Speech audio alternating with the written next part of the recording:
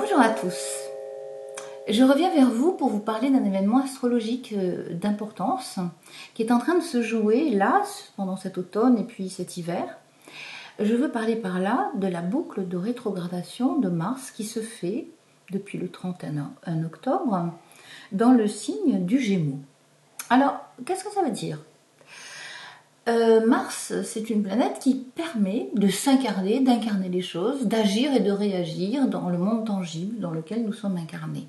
C'est vraiment la planète de l'incarnation et de la manifestation par excellence. Cette planète-là, Mars, normalement, dans son mouvement naturel, est une planète qui s'élance et qui nous amène à nous élancer, muée par nos impulsions et par notre instinct et muée par nos désirs. Mars, en Gémeaux, dit « Réfléchissons sur la façon dont nous communiquons et dont nous allons chercher des informations et la façon dont nous bougeons les uns avec les autres au sein des informations qui circulent entre nous et qui tissent par le biais du verbe. » On sait que le verbe est créateur et donc le verbe va pouvoir favoriser la maintenance de réalité qui soit agréable ou pas. Et en fait, le maître du Gémeaux, c'est Mercure, et Mercure, c'est le messager. Autant faut-il dire que le messager peut être au service de ce qui trompe, de ce qui révèle, ou de ce qui va magnifier, ou de ce qui va permettre de transcender, ou de transmuter, ou de créer. Donc ce Mercure qui est, je dirais, questionné sur qu'est-ce qu'on fait, comment on agit avec notre verbe. Mars, c'est j'agis, et le Gémeaux, c'est le verbe. Donc comment agissons-nous avec notre verbe? Et la période de rétrogradation de Mars va nous poser la question, va nous inviter à aller porter un regard intérieur, ce qui n'est pas son habitude, puisqu'il est plutôt impulsion d'habitude. Et là, ça va nous amener à porter un regard intérieur sur comment nous agissons avec notre verbe et comment nous réagissons avec notre verbe. Alors je vais vous donner des informations au niveau des dates et au niveau des thèmes de ces moments clés où ça se produit. Je commence par le début de la période de rétrogradation qui se fait le lundi 31 octobre à midi. Je l'ai monté pour midi. Et à ce moment-là, donc, on a Mars qui est arrivé à 25 degrés du Gémeaux, pratiquement à la fin de ce signe, et qui fait un aspect finalement dissonant avec Neptune et Jupiter, ce qui veut dire, Neptune étant quand même, je dirais, le côté intuitif de l'être, et en fait, Mars, en aspect dissonant avec Neptune, nous parle de discernement, mais nous parle aussi d'équilibre entre notre cerveau gauche et notre cerveau droit, c'est-à-dire notre cerveau analytique et notre cerveau intuitif.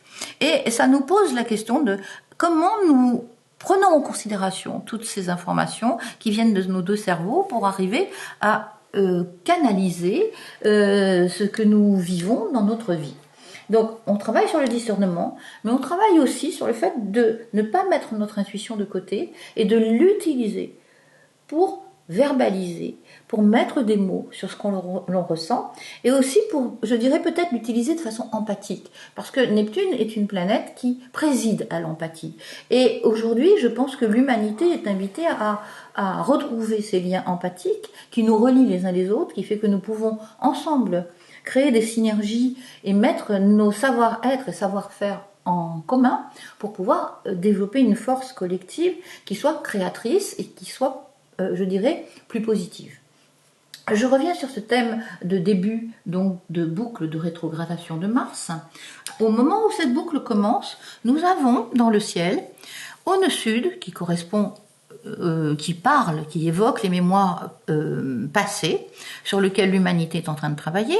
Nous avons le nœud sud qui est en Scorpion, donc on travaille bien sur nos zones d'ombre cachées sur notre inconscient et sur nos impulsions, et nos pulsions de vie et pulsions de mort.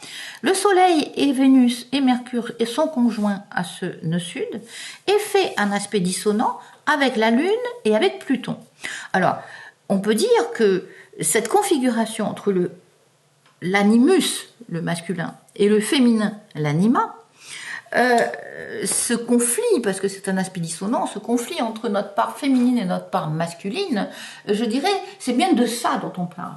La guerre entre les deux polarités fait rage sur la Terre depuis des siècles, et je pense qu'il est vraiment temps de nous pencher sur cette dichotomie de manière à créer des chemins, à ouvrir des chemins de réconciliation entre ces deux polarités, pour que ces deux polarités nous amènent à nous épouser à l'intérieur, à ce que notre féminin et notre masculin s'épousent et arrêtent de se faire la guerre et arrêtent de se reprocher ces différences. Mais trouve plutôt le chemin de la synergie pour que notre fertilité et notre émission soient vraiment dans une cohérence et dans une unité interne. C'est de ça dont on parle. Mais je dirais que ce thème parle de là où on part. Nous partons d'abord sur la morbidité que produit ce conflit entre notre féminin, notre masculin, notre intuition et notre façon de penser, notre raisonnement, et je dirais nos conflits intérieurs. C'est là-dessus qu'on part. Pendant tous les mois qui vont suivre, donc, nous sommes invités à une introversion pour réfléchir là-dessus, à nous secondariser, ce qui est quand même pas d'habitude, l'habitude de Mars justement, qui est plutôt primaire dans ses réactions. Nous passons maintenant au moment où ce Mars va redevenir direct. Ce Mars va redevenir direct le vendredi 13 janvier et il va donc arriver là. Il sera arrivé à 8 degrés. Alors, j'ai pas encore bien expliqué ce que c'était qu'une rétrogradation, puisqu'il était à 26 au moment où la rétrogradation commence, et il est à 8, au moment où la rétrogradation s'arrête. C'est-à-dire que Mars redevient direct. Qu'est-ce que ça veut dire qu'une rétrogradation? Je vais vous en parler rapidement. Une rétrogradation, ça se produit lorsque toutes les planètes du système solaire qui tournent autour du Soleil vont à une certaine vitesse pour faire leur révolution, et à des moments, selon les emplacements que les planètes ont les unes par rapport à nous allons pouvoir avoir l'impression comme on a parfois cette impression quand on est avec un train qui n'est pas à la même vitesse à côté de nous, on a parfois l'impression que nous reculons, ou que le train recule. Et la rétrogradation, c'est exactement le même principe, c'est-à-dire que selon les rythmes des planètes, on peut avoir la sensation que la planète s'est mise à reculer, et puis à un moment donné, elle va se remettre à avancer. Ça veut dire que la planète va revenir sur les premiers degrés du signe et puis elle va repartir pour repasser sur les degrés suivants. Ce principe de rétrogradation, qui est une illusion d'optique, nous amène à entreprendre un travail d'introspection sur le sujet qui est pointé. Et là, ce qui est pointé, c'est Mars, c'est-à-dire comment nous agissons, au service de quoi, comment nous agissons avec notre verbe, au service de quoi, comment nous agissons avec notre verbe et notre intuition, et notre façon de penser, au service de quoi, voilà sur quoi nous sommes invités à poser notre regard.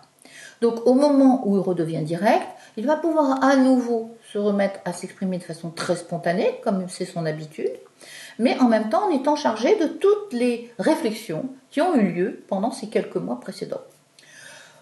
La boucle de rétrogradation ne se termine pas là, je dirais, elle se termine au moment où Mars revient à la même position où il était quand la boucle de rétrogradation a commencé.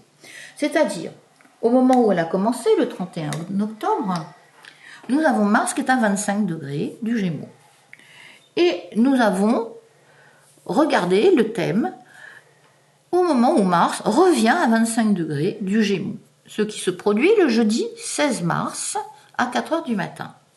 Et à ce moment-là, nous regardons dans le thème que finalement, nous avons le Soleil qui est conjoint à Neptune et conjoint à Mercure et qui forme un aspect avec ce fameux Mars. Ça veut dire qu'en fait, le Soleil permet la conscience, permet la prise de conscience. Le Soleil qui se retrouve conjoint à Neptune nous amène à utiliser dans nos prises de conscience, non pas simplement notre raisonnement, mais aussi Neptune, c'est-à-dire l'empathie, la communion, le désir de restaurer un lien originel, cosmique, dans notre façon de regarder ce qui se joue entre les humains. Ça veut dire que au moment où cette boucle de rétrogradation s'arrête, nous devons avoir accompli, dans notre façon de parler et dans notre façon d'agir, nous devons avoir accompli ce réajustement, de nous remettre dans notre axe, de manière à nous penser comme un être faisant partie de l'humanité, faisant partie de la création et cherchant à tisser des liens d'amour avec toutes les autres formes de vie. Voilà.